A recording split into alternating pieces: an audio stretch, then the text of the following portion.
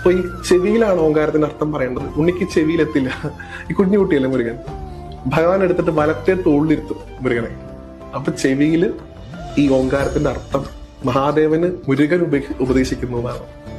ആ ഭാവത്തെ നമ്മൾ സ്വാമിനാഥൻ എന്ന് വിളിക്കും. അച്ഛന് വേദോപദേശം ചെയ്യുന്ന മകൻ. ഇതേ രീതി ഒന്ന് നിങ്ങൾ സ്പ്ലിറ്റ് ചെയ്താൽ പുരാണത്തില് അഷ്ടാവക്രം കൊണ്ടൊരു കഥാപാത്രമുണ്ട്, കേട്ടിട്ടുണ്ടാവും. 8 വളവോട് കൂടി അദ്ദേഹം ജനിക്കുന്നു.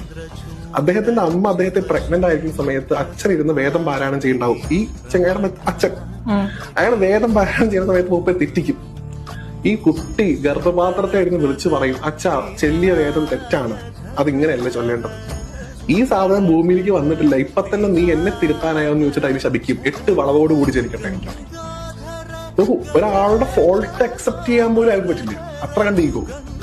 അവിടെയാണ് വേറൊരാള് ലോകത്തിന്റെ മുഴുവൻ ഗുരുനാഥനായിട്ടുള്ള മഹാദേവൻ ഒരു കുട്ടിയുടെ മുമ്പിൽ കുനിയിരുന്ന് പറ മോനെ